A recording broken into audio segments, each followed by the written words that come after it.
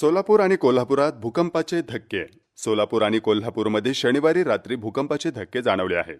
सोलापुरात भूकंपाचा अतिसौम्य धक्का जाणवला. रात्री 11:57 शहराच्या काही भागामध्ये धक्के जाणवले आहेत.